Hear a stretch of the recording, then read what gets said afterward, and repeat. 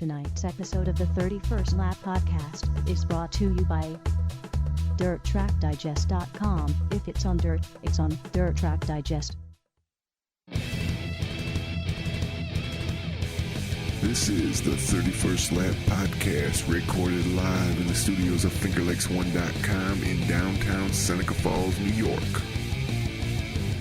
And now, your hosts, Chris Marquardt. Good afternoon, good evening, welcome to the 31st Lap, episode number 213. Coming up on deck tonight, we've got Stewart Friesen joining us here on the hotline, the 5th anniversary of the 31st Lap. We've been doing this a long time, and about this time of year for several times now, we've had the luxury of having Stewart Friesen join us in the wake of Super Dirt Week. Stu coming away with the win with his 5th ever Super Dirt Week championship, the first ever to be held at Oswego Speedway here over the weekend. Stu's waiting on the line at the race shop. What are you guys working on now?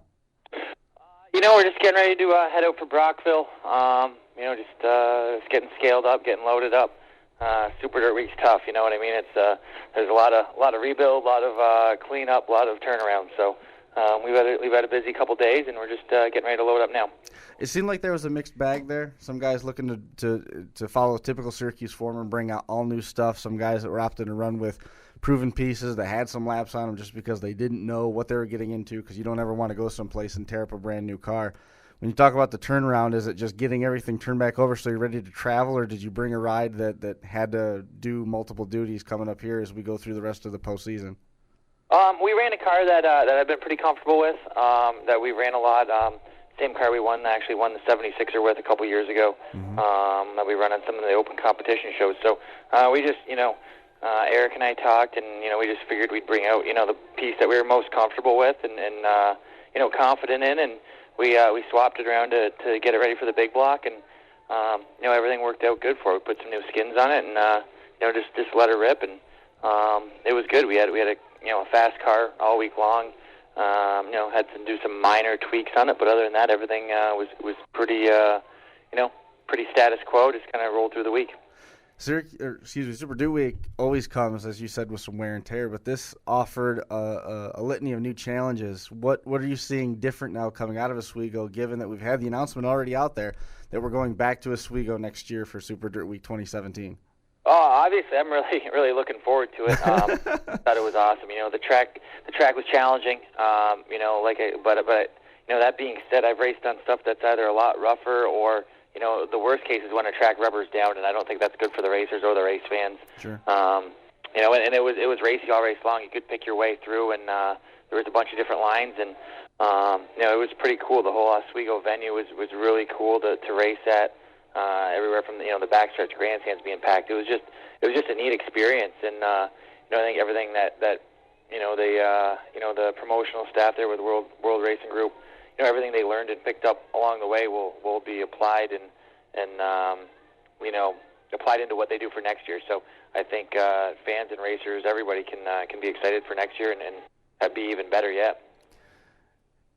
In terms of the condition of the cars coming home, you talked about running places that are rougher. Syracuse has offered you a number of different things to look at in terms of when you got back from the race, in terms of cleanups and what the car did and what the car needed to have replaced. What did this track do to the car that was the same or different in terms of the wear on it, and how much turnover are you actually enduring? Because you've got a little bit of a short week trying to get ready to head up to Canada. Yeah, exactly. We just ripped everything down and pulled the motor out and brought that over back to Billy the Kid for him to just give it a checkup. He said everything looked good. So my buddy's on his way to pick that up right now at Billy's, and we'll have that back. We're not going to run that this weekend, but we'll run that again for Eastern States weekend next week. Just normal wear and tear on the car. Nothing nothing that's happened that we went, oh man, we never broke that before. We've cool. Parts and pieces that were either bent. A couple radius rods, a couple Heims, just normal stuff, really. We'll throw some new torsion bars in it. Although our TO Pro bars, our new bars, held up great. We'll just throw new bars in it for the sake of doing that, and fix everything up. New driveline, new U-joints, new drive shaft, and go again. Walk me through this week. I mean, the pomp and circumstance around this transition was well documented. Everybody who was anybody wanted to be at this first one at Oswego because this was the new chapter for Super Dirt Week. We went through and we qualifying was plenty fast. Obviously, Matt Shepard was going to be fast coming out. He sets fast time in your group. From there, you go through practice sessions. We have the satellite races. We've got Fridays qualifying races, and then Saturday everything gets turned on its ear because the events are washed out, and everything for the weekend in terms of championships is packed into Sunday. Take me through the week and what the ups and downs and the energy was like that you had to keep up with, and what kind of changes Sunday offered. We watched the forecast, so we had kind of a good idea that Saturday was going to be a wash. I kind of thought they might try to run, the small block stuff and the other stuff they had for Saturday night. But, it was probably a good elective to take that off and work on the track and keep everything right and, push the emphasis towards Fulton's World of Outlaw show, which was an awesome deal. Jessica ran that race, so that was cool to be able to go over there and work with her and, see the crowd that they got over there was awesome. So that was a good show. We, elected not to do the Weed Sport and Brewerton small block races because it just, it's a long week. It burns everybody out, and when you're trying to run the same crew and same race team, all week long it can burn you out. So we had the Petruska, the Atlas Paving team, ready for the small block race at Syracuse or at Oswego. We treated it like it was Syracuse week and just tried to keep on top of stuff, and it was pretty level. We were pretty quick in time trials. We were decent. We left time trials, on Thursday, knowing what we can do to get a little bit better. Made those adjustments, got a little bit better. We're able to win our heat there Friday night, and have a good race with the small block and be fast, and then just adjusted on both cars some more and had good, very good race cars. Like I said, the big block race, it went our way. We waited and pitted late there, or pitted about halfway, and got some tires, made our car a little bit better, and it was good. And then I'll tell you, the small block race was awesome. The track was really, really good. We had a great race with Fuller and Eric Rudolph, and the track was just absolutely phenomenal. I thought by then they had cured a lot of the bumps, and you could navigate them pretty well. Top, bottom, middle. So it's a lot of fun to race on that track. It's a lot similar to like an Eldora or Charlotte or Volusia. It's round, big, fast. I'll tell you, it's a lot of fun to race on. When the distances got changed from 150 laps in the small block race to 100, and from 300 laps back to 200 in the big block event, did that change any of your game plan, or had you guys already kind of figured that there was going to be changes coming? It seems to me like your race strategy gets amended, but I don't know how much it actually would have to change depending on what you guys had planned.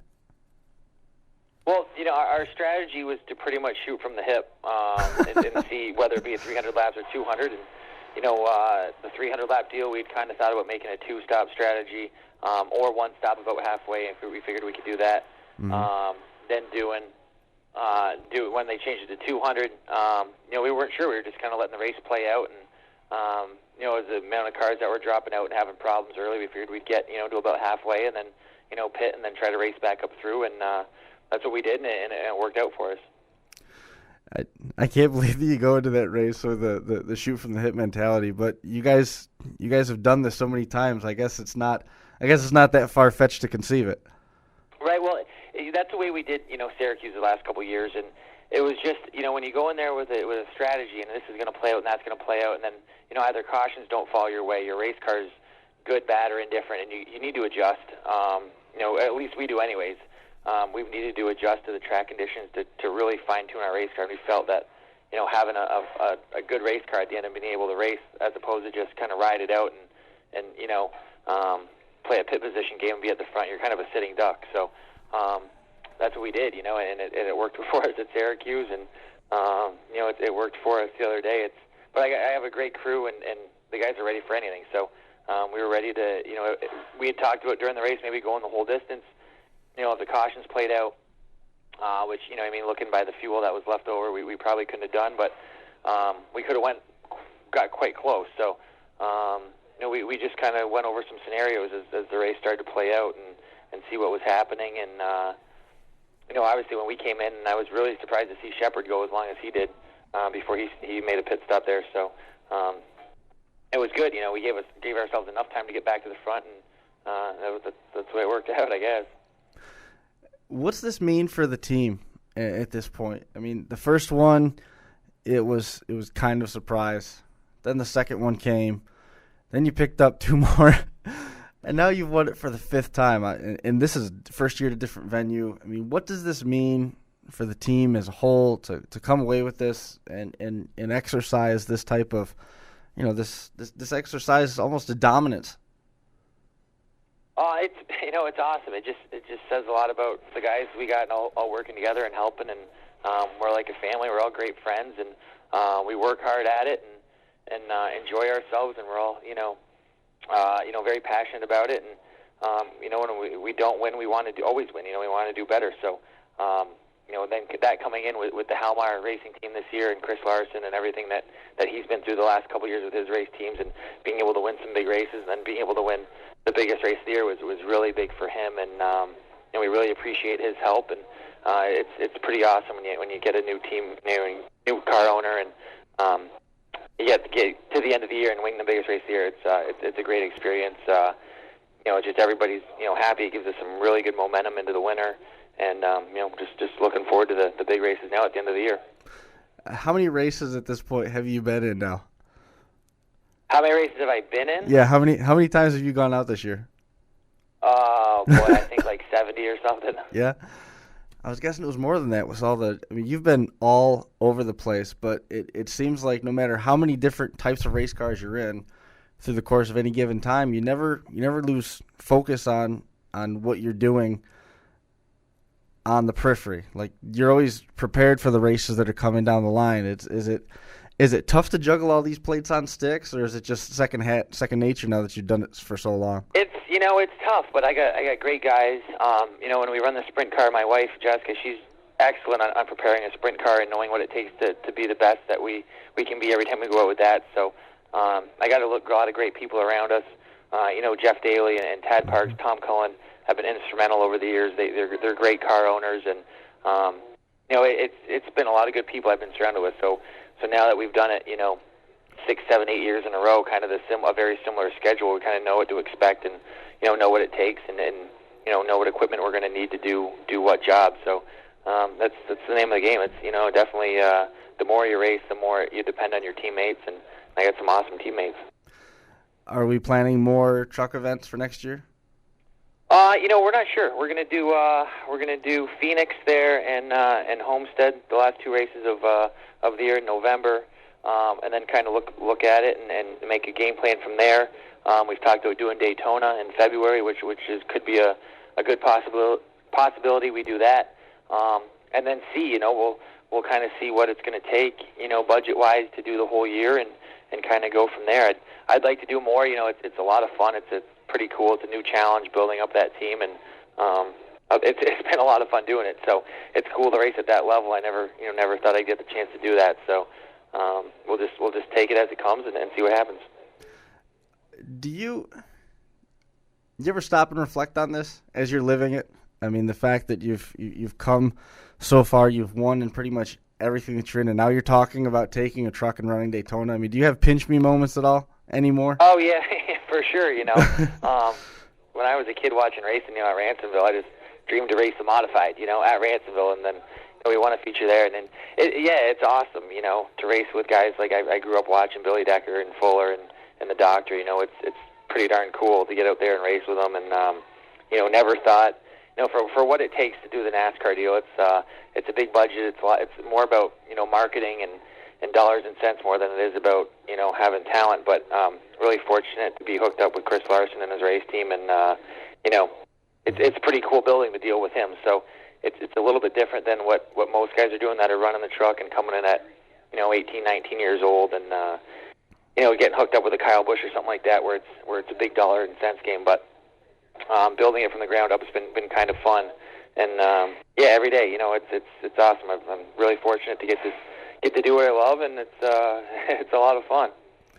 I still can't get over the fact that you've gone from each of these steps, and every time the racing world pops and says, "Wow, look at what Stu Friesen's done next," and now everybody was just glued to the TV watching Eldora, and now from there we're talking about Daytona. It's awesome, the growth and the opportunities that continue to come and the success. I hope it continues to fall your way. Looking back to Eldora, were you able to pull any notes or anything from running there when you got to Oswego, given that it felt sort of similar? Just the shape of it. It's like I said, like the Eldora, Charlotte, Volusia. Just the shape. Fast track kind of round. Some pretty good bank. And Oswego without a lot of bank, but it was just as fast. It was pretty cool. Turn 3 is really, really sweeping. You could carry a lot of speed, and you could carry some speed in turn 1. It was just so wide. It gave you a lot of choice, just kind of like Eldora and Charlotte and Volusia do. There's, you're not really stuck in one lane. If you have a good car, you can kind of move around, and that's kind of the way Oswego is, and that's why it's different than everything else. A lot of the tracks we run on are kind of narrow, and your lane is kind of dictated. So to be able to get to a track where you can move around like that was a lot of fun. Given now you've been around the NASCAR circuit a little bit, I'm sure that you got plenty of congratulations coming in from all over the place. You're a pretty successful and popular guy. But did you get anything in terms of congratulations on the win in Super Dirt Week from anybody that when you looked at it you're like, wow, this just happened? Not really. No. I've got to meet and got to talk to a lot of cool people. Like talk to Christopher Bell and Rico and those guys that are, they're awesome racers in my mind, and to be able to race with them on the truck deal and talk, about midgets and sprint cars and stuff when we're there doing that's pretty darn cool, I guess. But other than that, those guys are, they're professionals. You know what I mean? When maybe when we see each other down the line here, but it is what it is. We're all out to win, and just on to the next one now. On to the next one, looking at Brockville, coming up this weekend up in Ontario. Big change of pace going up there. What are your chances up at that track? Looking forward to it. It's that their fall nationals deal has always kind of been, surrounded by bad weather. So they got a good forecast for it. Looks like for tomorrow and Saturday. So that's good for them. I'm looking forward to it. It's we were up there last year with the sprint car for the Outlaw race, and it got rained out. Every time we've been there, it's kind of rainy and wet and kind of crappy. So, just looking forward to getting up there this weekend and having some good weather, having some fun. And then from there, we've got Eastern States, then the Bad Boy Buggies Nationals in Charlotte, and the 2 truck races that end the year, or you got more modified stuff that you got coming up? That's it. We might, sneak into Bridgeport or something in between there. I'm not sure what their end of the year schedule is like, but that looks like it. We're going to have a quick turnaround after Brockville this weekend to get to Eastern States, and then a really quick turnaround to get down to Charlotte after that. So we got a busy couple weeks. Well, I extend the congratulations to you, man. Awesome run up there in Syracuse. I know you got a ton of people. We've talked about the team. Is there anybody that you wanted to point out or make mention of here before we wrap things up?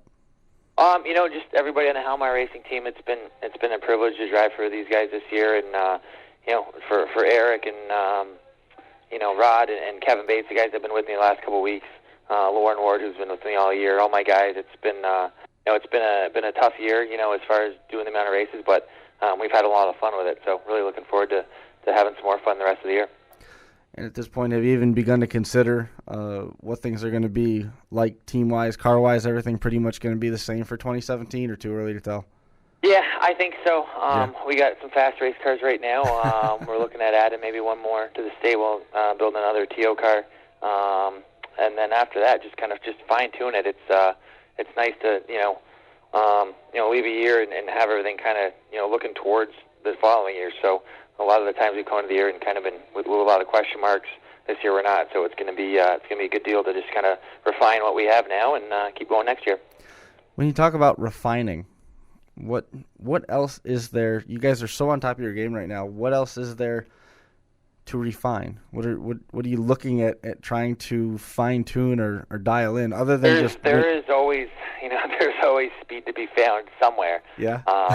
Whether it's 1/100 of a second or 1/10 of a second, you can find it somewhere. I like to play on the shock dyno and the spring smasher, and we got some cool tools here in the shop that we play with, and there's always something to either make our lives easier or quicker or, make our pit box load easier. There's always something that just makes your life easier. Right. That helps, either when it's loading up or tearing down or whatever. So this year we poured a pad off the end of the shop, and that helped our deal a lot as far as turning stuff around. And, we'll work on the shop over the winter and just kind of, keep building the race team as much as we can. Man, always good to talk to you. All right, guys. Stu, thanks a lot for your time. I know you're busy. Good luck this weekend up there in Ontario. All right, yep, thank you. Have a See good you night. later. There goes Stewart Friesen, coming away with his 5th Super Dirt Week championship. Bank that on Sunday. We'll give you a full recap of what we had out there at Super Dirt Week here, and we talked a little bit about what we saw with Stewart Friesen coming away with that remarkable win on Sunday in what ended up being the Bud Light 200. He ended up picking up the win over, I'm trying to catch my breath a little bit here. Hang on one second. There we go. Brett Hearn was second, Kerry Terrence, and Matt Shepard right there. Tim McCready finished in the top 5. Gary Tompkins was 6th. He was running the top 5 for a while. Jimmy Phelps, Mike Marsica, Jimmy Horton, Steve Payne all filling out the top 10. Friday's heat races was Danny Varon, Friesen, and Justin Harris winning the 20 lappers for those guys. Varon won over Keith Flack, Larry White, Tim Fuller, and Danny Johnson in the first one. Friesen had Terrence, Peter Britton, Alan Johnson, and Jimmy Phelps on his back bumper. With Harris, he won over Billy Dunn, Brett Hearn, Frank Cozy, and Eric Rudolph. Max McLaughlin, good win for him in the modified futures race. Adam Roberts was second with Dan Wiesner in third. In qualifying, Matt Shepard set the fast time. His lap was 22.783. He was the only driver to break into the 22-second bracket. Tim Fuller, we heard about the awesome race that was the 100-lap 358 championship. Tim Fuller was pretty content with that one. He won his qualifying race after he set fast time in qualifying and ran the table in the 100-lapper for the 358s. It was the Randy and Bob Slack owned number 3.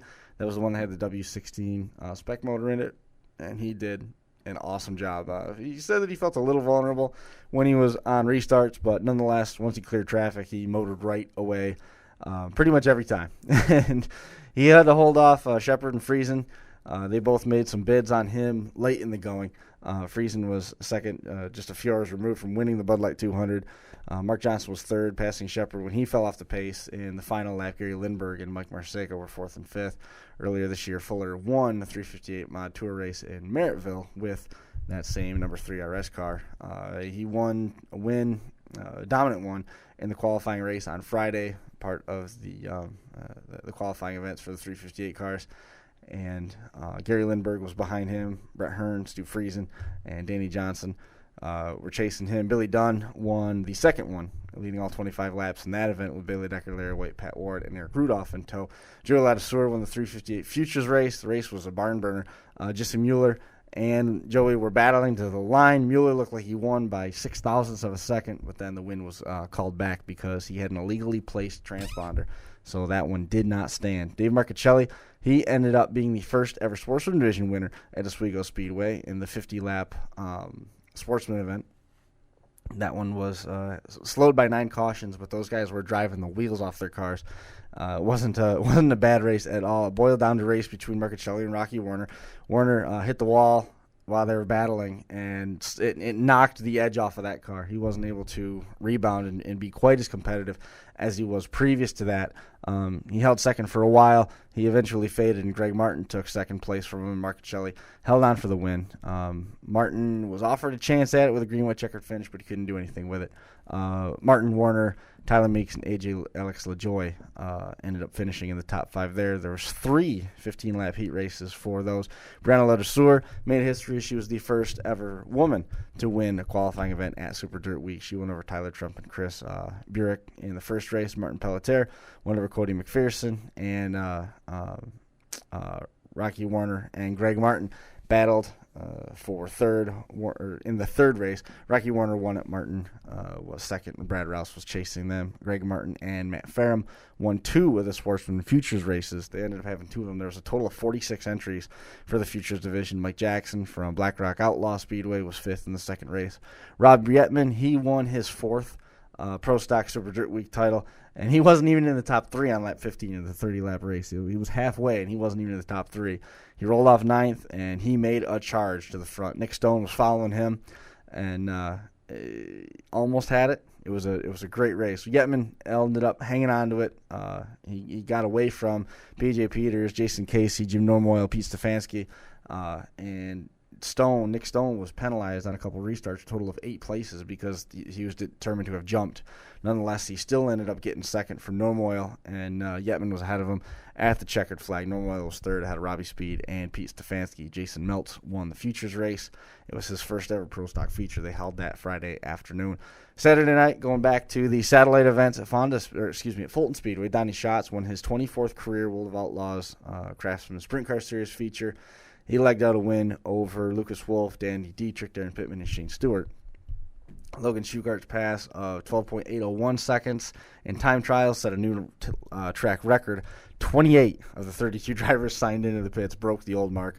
Chris Heil won the win in year-end feature to get the last spot in the Bud Light 200. Bobby Varon was right there with him, but couldn't pass him. And Chris Heil ended up taking the win in that one. Thursday night at Brewerton, Billy Decker won the 358 Modified Hurricane 100 over Ryan Susi.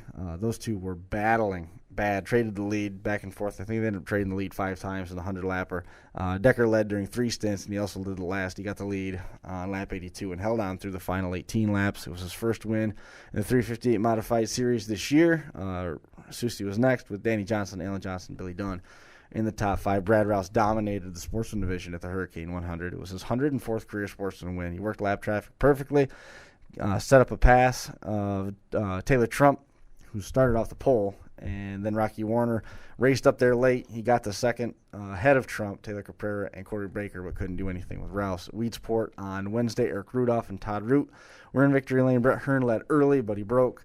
Ryan Susi was right there, and he led a single lap, but Eric Rudolph passed him from there. And during the final mid-race restart, it really didn't even affect him a whole lot. He was able to control it through the balance. Chad Brockman was second, Mike Mahaney, Ryan Susi, and Larry White all finishing in the top 5. Todd Root made a crazy pass with 3 to go to get the lead and the win in the exchange. Shane Pecor went from the lead back to 3rd, with Kevin Root moving up to 2nd. Alan Fink and Glenn Forward were in the top 5 of the Sportsman event over there at Weedsport. Short Track Super Nationals, Ryan Godown won that event at I-88 Speedway, and Buchetti was named the North Region champion with the Short Track Super Series.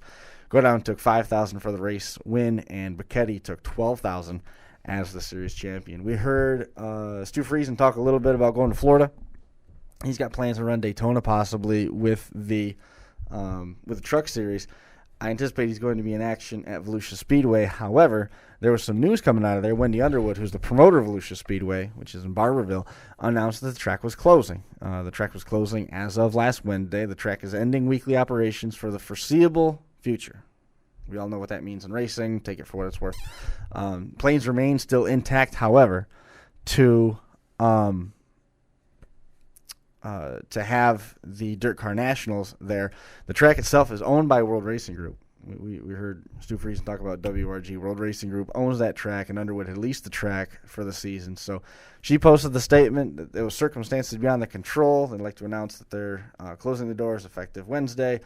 They're thankful for the past 4 years, met so many wonderful people, and formed some lifetime friendships, and doesn't know what the future holds for VSP, but wish everybody the best, and to everybody that supported the track. So at this point, we don't know for sure what's happening, but all the folks from Dirt Car are saying that the Dirt Car Nationals are going to move forward. The 12-day schedule opens February 14th with Dirt Car UMP Modified. It's an open 410 sprint practice. Details are available online at Dirt Car Nationals, which is scheduled for February 14th to 25th in 2017. Jump online. They've got all the hashtags, Florida in February. Dutch Hogue weekend coming up in 2 weeks. We'll probably have more on that. Next week we're going to be focusing on the drag racing, and then we'll turn our attention a week from Thursday back to dirt track racing and talk a little bit more about Dutch Hogue weekend. We'll probably have either Tyler Seary, who's in the hunt for that $12,500 bonus, or Stephen Evans on the show to talk about that. But we are at a very fast half hour for this edition of the 31st Lap. Again, 5th anniversary. I can't believe we've been doing it this long, to be honest. Episode 213.